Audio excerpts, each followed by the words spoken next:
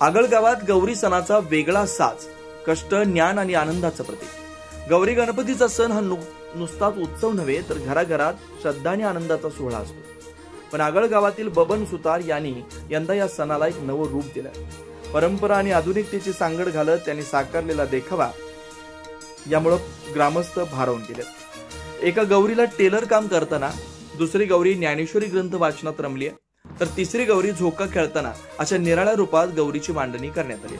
पाहणाऱ्यांच्या नजरा क्षणभर थबकतात आणि मनात विचार येतो, हीच तर खरी गौरी जी आपल्याला श्रमाची शिकवण देते, ज्ञानाची गोडी लावते आणि आयुष्यातील आनंदाची जाणीव करून देते। या देखाव्या मागचा संदेश साधा पण हृदयाला भिडणारा आहे। गौरी म्हणजे केवळ पूजा नव्हे तर कष्ट, विद्या आणि आनंद यांचं प्रतीक।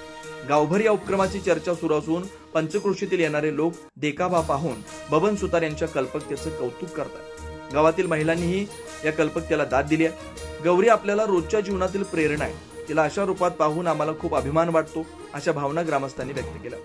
गौरी गणपतीच्या पारंपरिक उत्सवाला नवी दिशा देणारा हा उपक्रम गावकऱ्यांच्या हृदयात एक वेगळीच जागा निर्माण करून गेला।